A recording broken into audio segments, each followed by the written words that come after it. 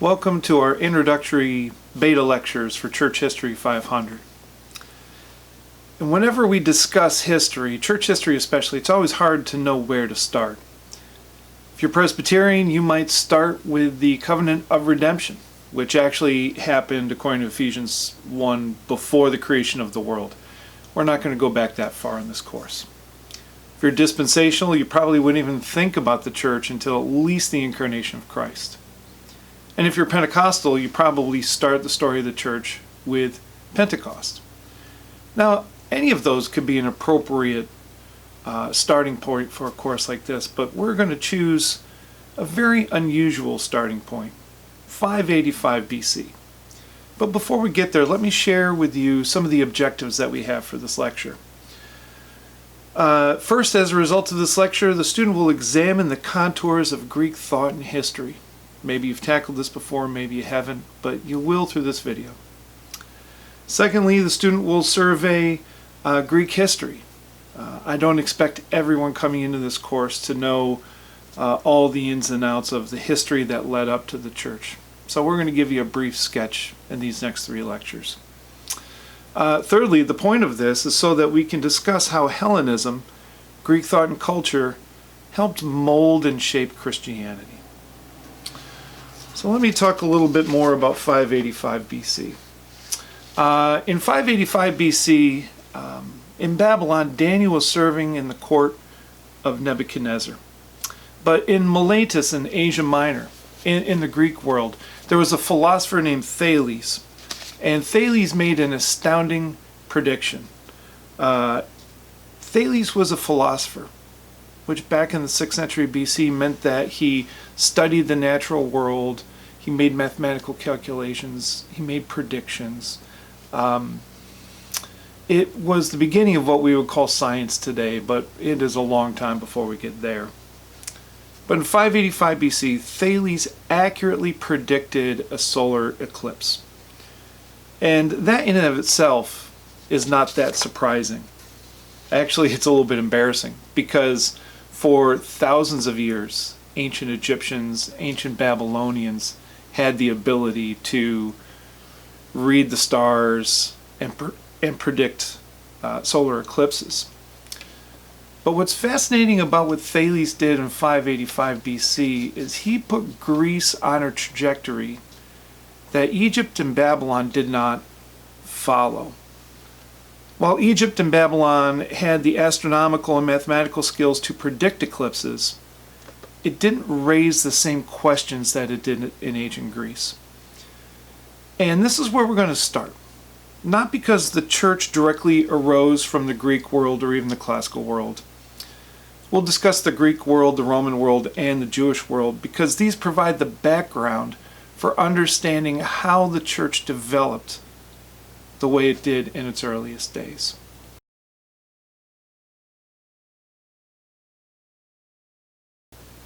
So let's talk a little bit about this trajectory that Thales put Greece on by talking about Greek thought in the Archaic period.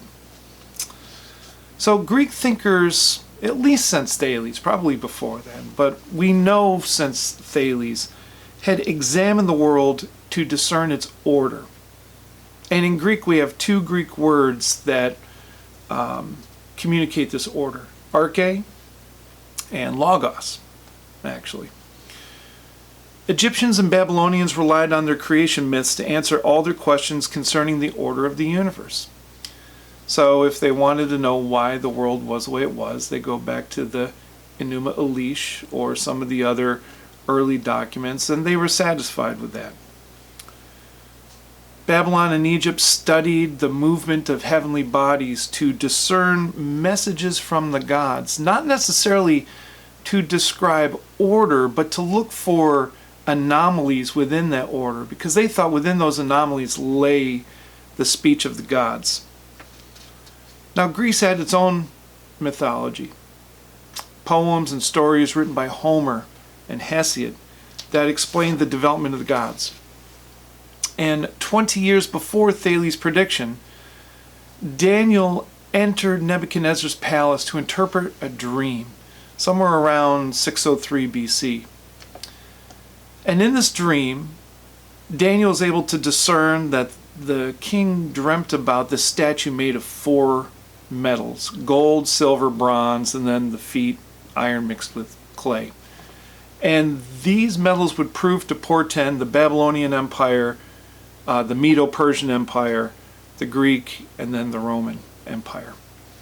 But what's very interesting is a generation before Nebuchadnezzar had this dream, a generation before Daniel interpreted it, the Greek author Hesiod wrote a mythological work called Works and Days.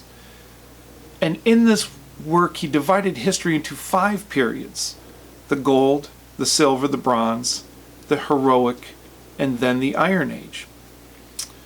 And the stories of Homer from the 8th century were about Hector and Achilles. This is the Iliad and the Odyssey. And Hector and Achilles were the epitome of what Hesiod described as the heroic age, the age of heroes, where great men embodied the behavior, the bravery, and the character that was expected of all good Greeks. It was an age of what we call arete. Arete is the Greek word for skill, and it defines someone, especially in relation to the state.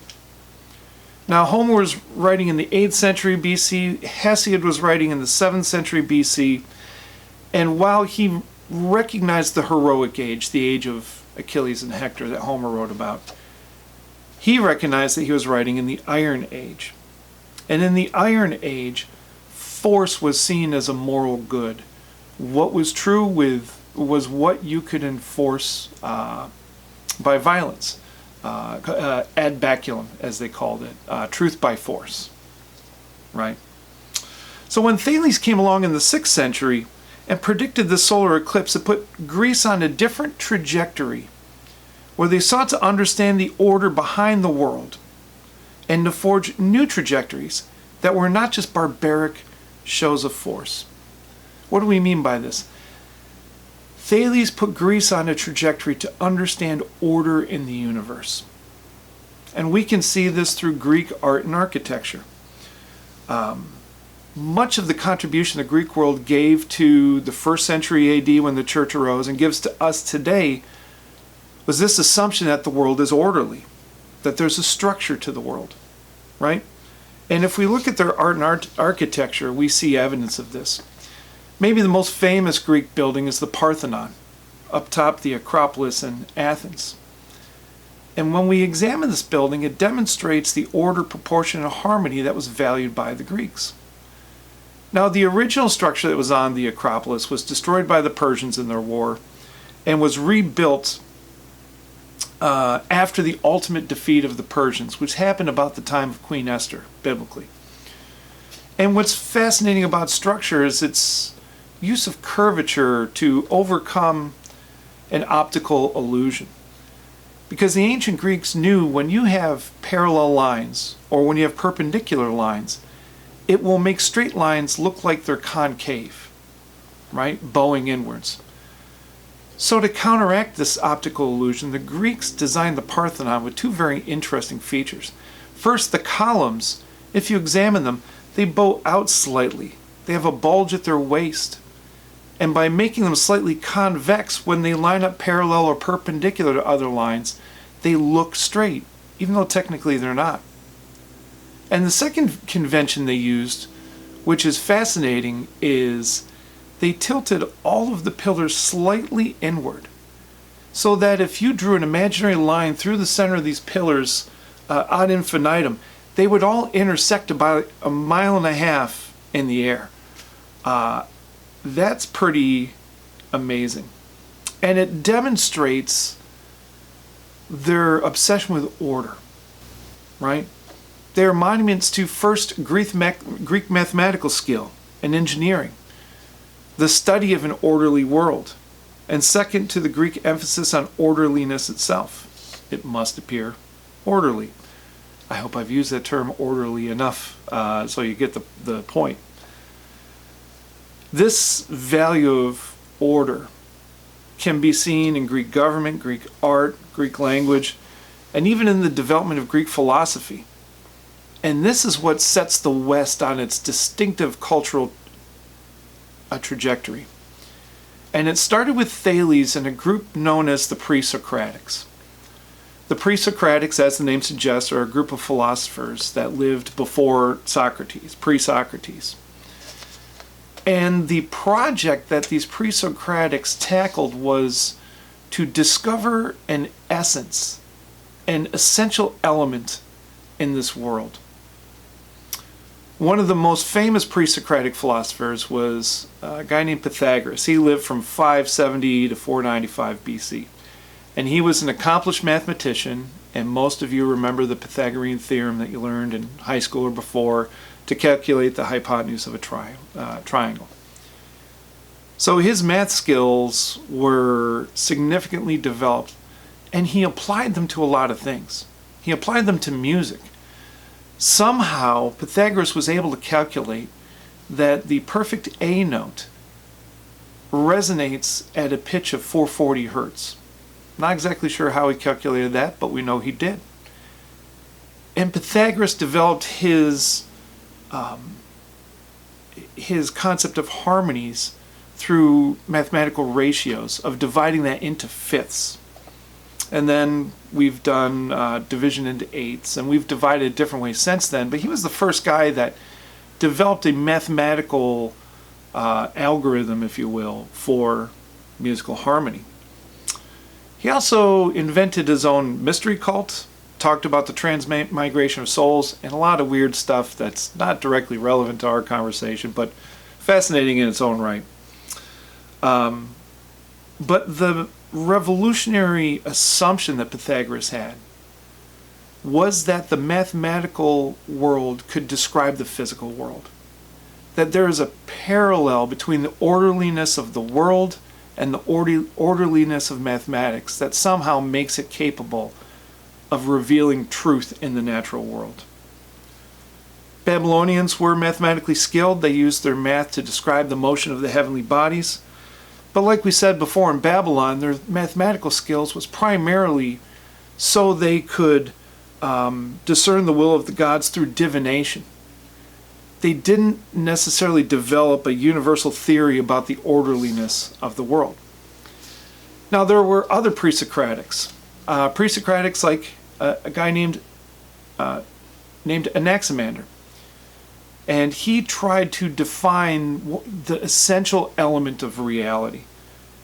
And he thought that the building block of all the stuff in the world was something called apeiron, which essentially means stuff. That there is this generic to nondescript stuff that differentiates itself so that we get wood and stone and water and air and all of that. Not scientifically helpful, but it reflects this revolutionary principle that would later drive modern science, right? Other pre-Socratics took up this project to identify the essential elements of this world. Thinkers like Anaximenes thought the essence of the world could be explained through four substances: earth, wind, fire, and water. Heraclitus, on the other hand, thought that fire was the essential element because it captured things in a state of flux, in change. To Heraclitus was attributed the phrase, "You can never step into the same river twice," right? It's always flowing, always changing. Anaxagoras believed that the building blocks of the world was the nous, a mind, that reality contained this world mind. And even in the pre-Socratic period, you have a group of people known as the atomists, like Democritus, that believe that when you break everything in the world down, you eventually get to this indivisible atom, which could not be divided, and that was the building block of all things, which was remarkably fascinating to see how they deduce something that we would later conclude scientifically, and then we would later break open the atom and a whole bunch of other stuff fell out. So we don't think of atoms as the irreducible building block of reality, but they did back then. The individual theories of what made up the essential elements of the world are not as important as the fact that these early Greek philosophers were convinced that the world is made up of an essence that we can discover. And this fundamental assumption underlies the development of Greek thought under Plato and Aristotle.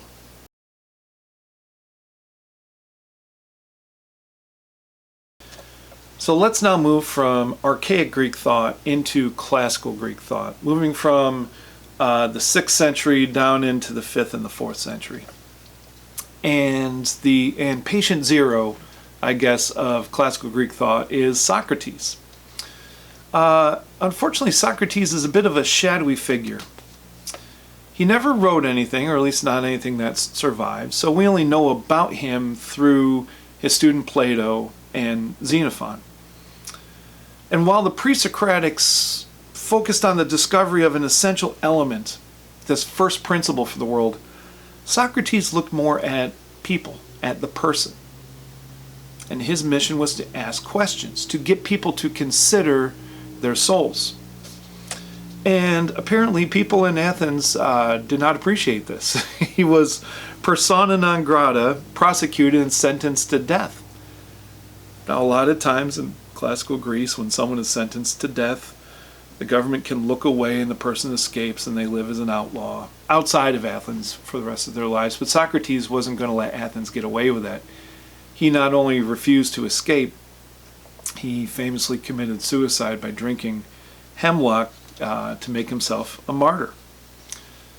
And while Socrates didn't have formal pupils, he did have followers, and the most famous of those is Plato. And whenever I introduce a discussion on Plato and Aristotle, when I do this in the classroom, it is a small joy of mine to frustrate, possibly infuriate my students with questions, which is what Socrates made a living doing, so I know firsthand why they ended up sentencing him to death, because my students very rarely appreciate this. So let me just recount a typical conversation and how I introduce the thought of Plato and Aristotle. And I begin with a very simple question. What makes a chair a chair? I'm sitting down right now. Presumably everyone watching this is sitting down right now. I think we all kind of know what a chair is, but it is fascinating to hear the silence from a class when you ask a basic question, right? After a minute or two of silence, either out of frustration or complete indifference to the question, a student will raise his or her hand and say, a chair is something you sit on. And this is where I become Socrates. I become that guy, right? So this student is giving a functional definition of a chair, what it's used for. So I reply, well, when I was a kid, I used to sit on my brother. Does that make my brother a chair? And at this point, another student will clarify, a chair is something with 4 legs that you sit on. And I said, well, we also had a cat growing up. If I sat on my cat, would that make it a chair? Then the class will zero in a little bit more. A chair is something with 4 legs, made of wood, with cushions, armrests, and a back, whose only purpose is for sitting on. Now notice how they're moving away from a functional definition to more of a material definition. But again, I retort. I said, oh, well, that sounds like a couch to me. Do you not know the difference between a chair and a couch? And at this point, usually the class falls dead silent because they know they can't win. And honestly, the purpose in me pressing them is not to win, but to get them to think about something that they typically don't think about. What is the essence of a chair or anything else? Or more importantly, how do we determine, where do we look to find the essence of something? And this is the big question that Plato and Aristotle directed their careers towards. It's finding the essence of something. And this is part of a branch of philosophy known as metaphysics. And while physics describes the material world, metaphysics describes the reality upon which physics relies. Metaphysics technically means after physics, that which goes beyond physics, right? And Plato developed an interesting and, for many people, a very satisfying way of describing what is real. Now, Plato lived between 429 and 347 BC, and he followed the thought of Socrates. And he eventually began teaching a group of students in a sacred grove of trees dedicated to a god called Akademos. which gave its name the Academy. And interestingly, very recently, Plato's Academy the ruins of it have been discovered in Athens. You can go visit it in a park in Athens today, and from what I understand, I have not been there yet, it's in a very shady part of town. So I actually would love to go see it. But in Plato's book, The Republic, Plato tells this story, this thought experiment, an allegory about a cave to describe not necessarily the essence of reality, but where we find the essence of reality. And Plato invites us to imagine a cave where there are prisoners chained up and they're staring at the back wall of the cave. And behind these prisoners is a roaring fire, with a little alley in between the prisoners and the fire. And periodically, people will parade certain objects in front of the fire. Let's just say a chair. And the prisoners will see the shadow of this chair cast against the back wall. And it's a flickering image, it's a fuzzy image, but they can still recognize it as a chair. And they think, wow, this shadow must be what the chair actually is like. But then one day, Plato invites us to suppose that one of these prisoners broke free of his chains, goes outside the cave and enters the bright sunlight, and they're temporarily blinded because they're just not used to seeing the outside world. They're used to seeing by firelight, not by sunlight.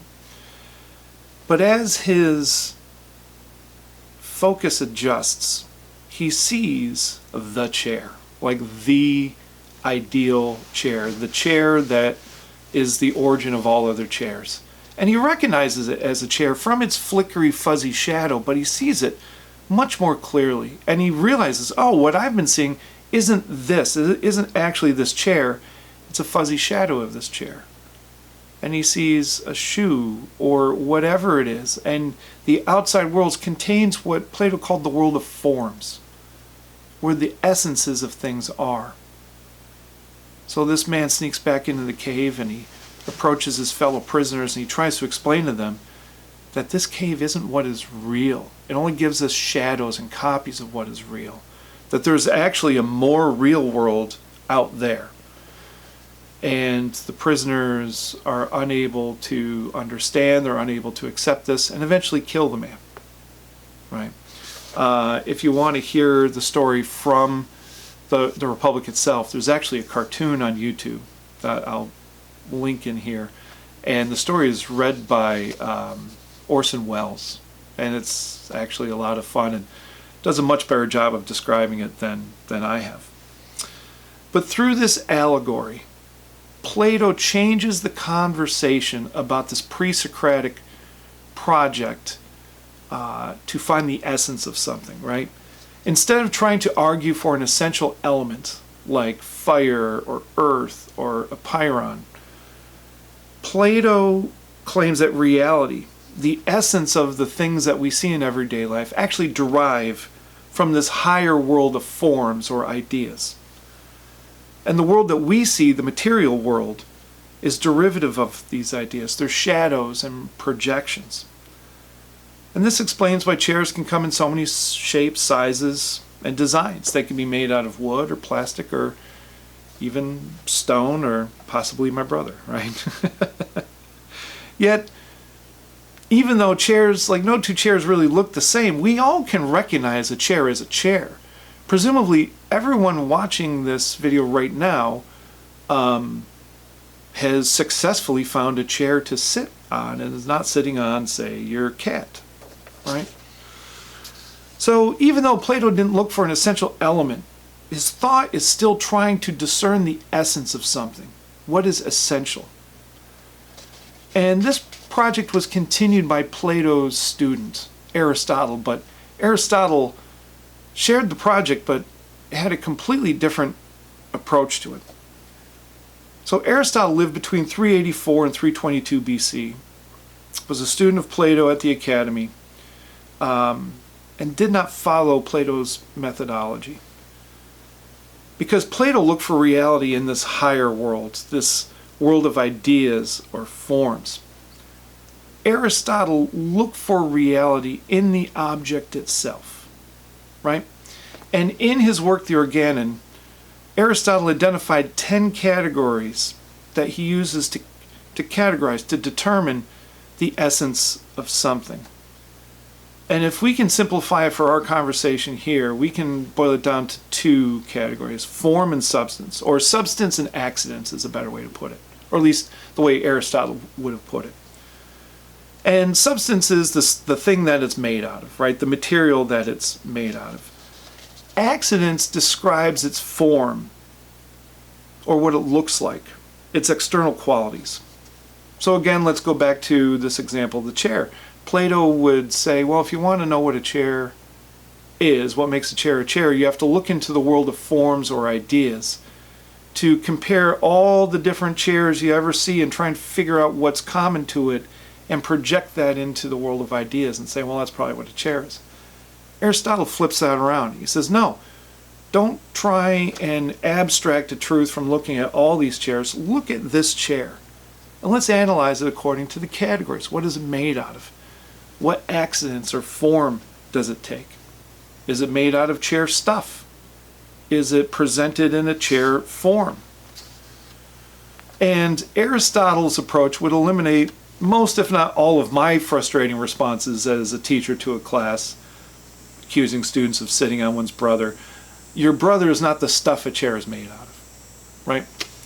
So the bottom line is that Aristotle would look for reality not in the higher realm, but in the object itself. And this seems to be the great-grandfather, at least, of our modern scientific project. But we have to understand it according to its own terms. Aristotle wasn't trying to invent science. He was trying to answer the same question that the pre-socratics and Plato were trying to answer. What is the essence of something? Right? So Aristotle studied the diversity, and he came to the conclusion that what we see in the material world is primarily a function of change and motion. And Aristotle, as Aristotle is wont to do, categorized all change and motion into 4 different types of causes. And you'll hear this reference throughout our course from time to time. First cause is a material cause. What's it made out of, right? So if we think about getting hit with a baseball bat, like if I got hit with a baseball bat and I'm in pain, what's the material cause of my pain? It would be wood, because wood is hard, possibly even harder than my head, right? Aristotle talked about a second type of cause, an efficient cause. Who or what is doing the action? So if we think about this scenario where I get hit by a bat, well, we could say the cause is the wood. We could also say the cause is the batter, the one swinging the bat. He wouldn't be the material cause, he would be the efficient cause. Third different type of cause is a formal cause, the technique one uses. Growing up playing baseball, I was always taught in order to hit a baseball well, you have to transfer your weight from your back foot to your front foot. And that weight is transferred through the bat into the ball. And that's what gives it its power. That would be a formal cause. The one I enjoy talking about a lot that seems to be absent from modern discourse is final causation. What is the goal or purpose intended? Now here it's interesting, because bats were created to hit baseballs. And if someone is hitting my skull with it, it is actually not living up to its destiny, its telos, its purpose. But maybe the person hitting me, maybe he's living up to his destiny and cracking me over the skull. It's a very odd example. I probably should have come up with something better. But hopefully it's an effective one. We could spend a lot longer talking about Plato and Aristotle and their anthropology and their ethics, and we might touch on that as the course goes forward. But for right now, the important takeaway is that Thales and his contemporaries set Greek thought on this unique trajectory. That even though the Egyptians and Babylonians were good mathematicians and astronomers, they did not end up searching for the essence of something. Dare we say the logos of something. And this gives us a background when we talk about the early church as to how the early church understood Christian thought.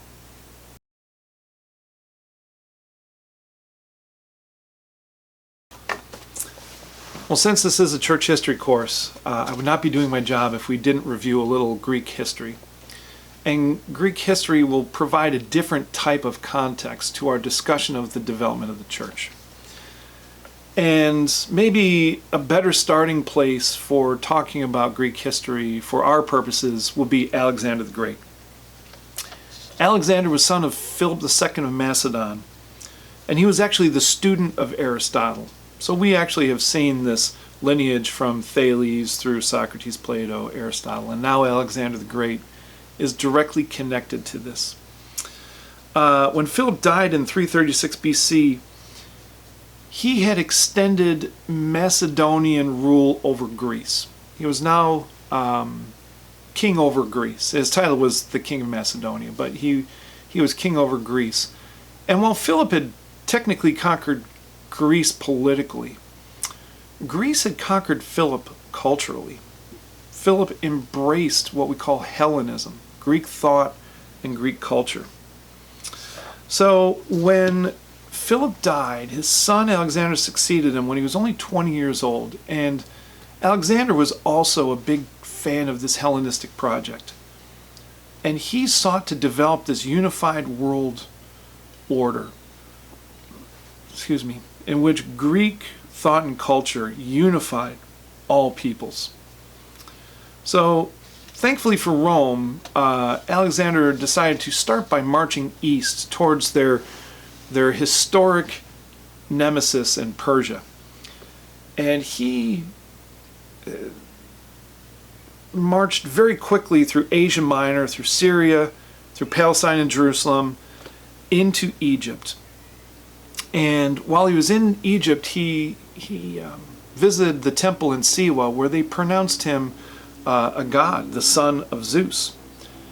Now, deification was normal in Egypt. All pharaohs were considered gods to one degree or another. It was unusual in Babylonia. Only a couple of kings of Babylonia claimed divine status. But Babylon's Persian successors regularly claimed godlike status. So now we see not only Greek thought kind of invading Philip and Alexander and their Macedonian project. In their attempts to spread Greek thought, they did start to absorb some Egyptian thought and some Babylonian thought as well. And Alexander pushed into Persia from Egypt. He went back east, conquered Persia, went into Central Asia, marched his troops into India. And at this point, his troops mutinied and were unwilling to go any further into this unknown land of wild men that they knew nothing about. So Alexander returned his army back to Babylon, which he would make his capital. And from there, he would try and consolidate power. But at the age of 32, 323 BC, Alexander died unexpectedly. And while this Macedonian Greek king god was gone, his project of Hellenization was not gone, right? The kingdom was quickly split up amongst his generals until his son was old enough to rule. Spoiler alert, his son would not last that long, right? So Alexander's kingdom was split up into several parts and ruled by what's called the Diadochi. And through the Diadochi, Greek culture continued to spread in Egypt, in Babylon, Asia Minor, and all over the place. This included building Greek institutions into local areas. Institutions like the gymnasium. And the gymnasium was a Greek institution that taught Greek language and literature and hosted Greek athletics. Greek institutions like libraries. And there was the famous library in Alexandria, named after Alexander, the man who founded the city. The Greek language became the common language used throughout the eastern half of the Mediterranean. That will continue to cause wrinkles well into church history.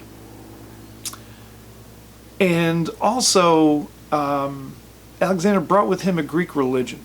Now, Greek religion here is interesting. Alexander didn't necessarily seek to impose the Greek pantheon onto conquered peoples. Instead, Alexander assumed that the Greek pantheon is actually a universal pantheon, that all pagan societies worship the same gods, even if they're known by different names. So it's not that Zeus is also Amun-Ra. Zeus and Amun-Ra are the same person, just known by a different name. Zeus and Marduk are the same person, just known by a different name. So the Greeks did not impose Greek religion on defeated peoples. They did absorb gods that they didn't know, but they just assumed the universality of pagan religion. After Alexander, Greek thought changed a little bit.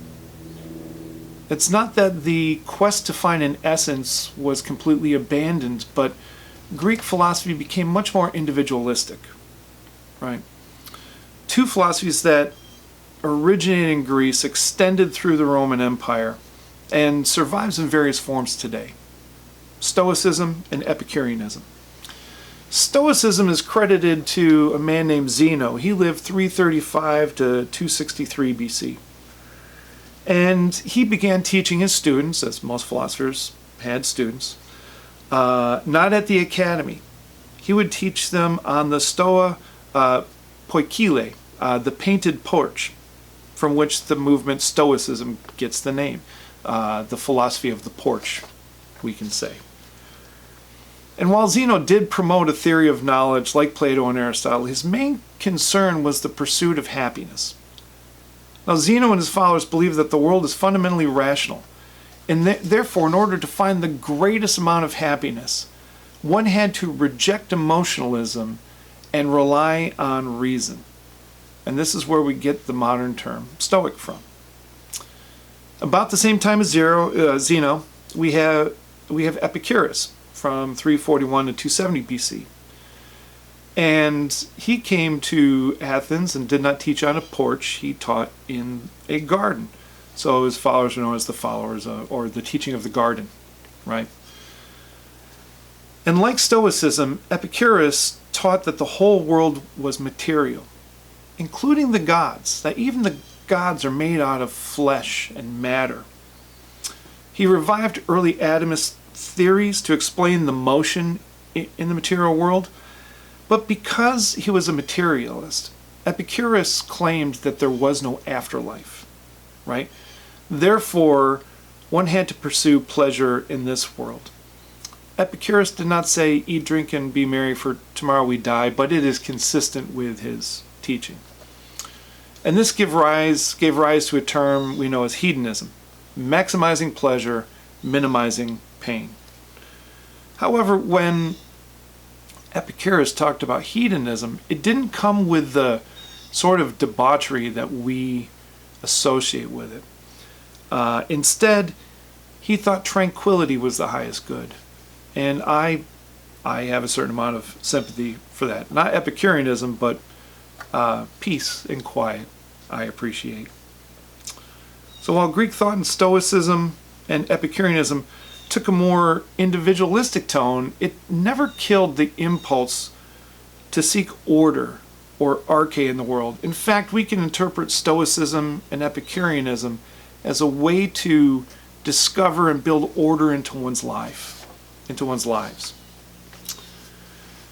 Now, after the kingdom was divided into several different, after Alexander's empire was divided into several different kingdoms, two of those kingdoms kind of emerged front and center. And that's the Ptolemies in Egypt and the Seleucids in Babylonia. They fought a succession of wars known as the Syrian Wars. And these are the wars that are described through the prophecy in Daniel chapter 11.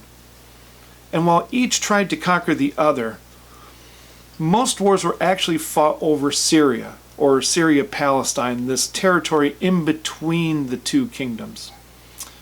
And caught in the middle of these contests was Jerusalem. Now, the Ptolemies dominated the first four of these wars, but the tide turned toward the Seleucids in the days of Antiochus III. And Antiochus III gained the upper hand at the Battle of Panium, which was 200 BC. Easy date to remember. And he extended a number of benefits to his Jewish vassals. And we'll discuss this more when we talk about the Jewish world. The careful diplomacy that Antiochus III cultivated came tumbling down under Antiochus IV.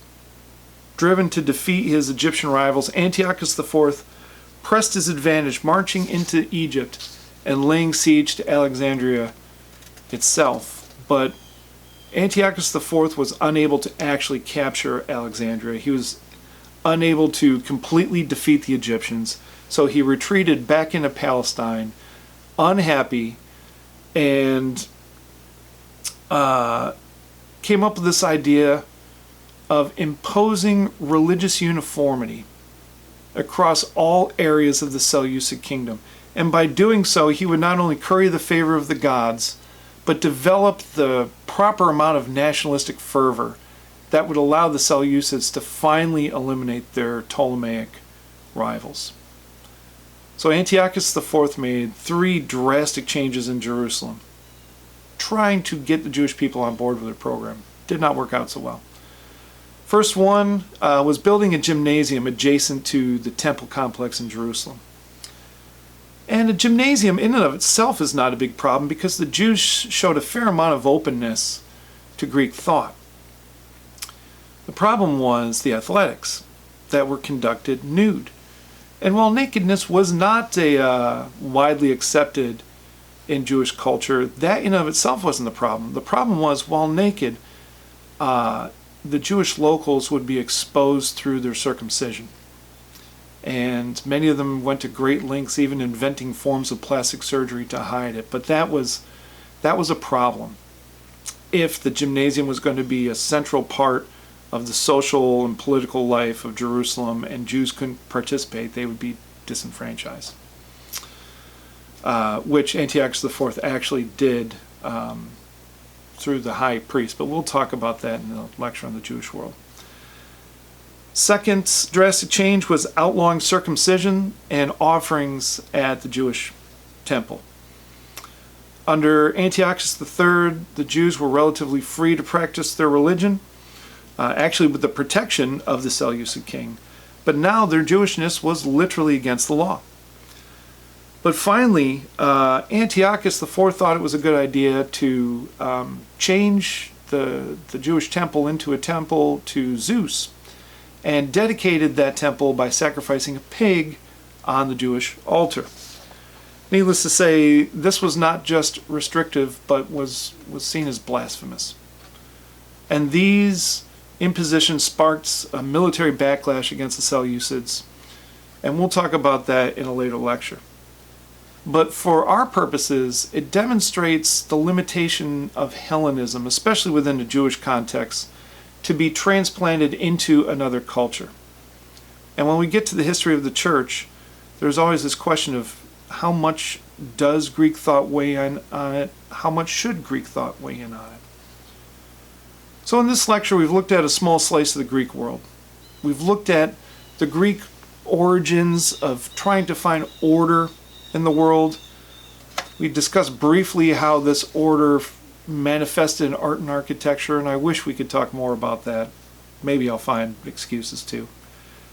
We discussed how this quest for order drove early philosophical projects to find the essence of the world, and how Plato and Aristotle specifically came up with methodologies for discerning this essence, what we call metaphysics, right? How do we know what is real?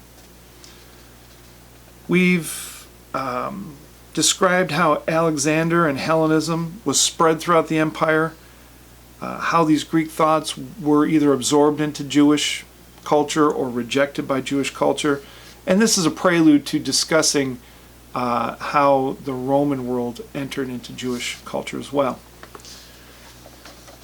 I know I've given you a lot, and this will be one of the longer lectures throughout the entire course. But Nebuchadnezzar's dream in Daniel chapter 2 demonstrates that the Babylonian, Persian, Greek, and Roman empires were designed to prepare the way for the coming of the Messiah. and the formal beginning of church history. Therefore, I appreciate your patience as we trace some of these background issues, and I promise you they will be not only interesting but necessary to understand some of the issues in the church spreading. Thank you.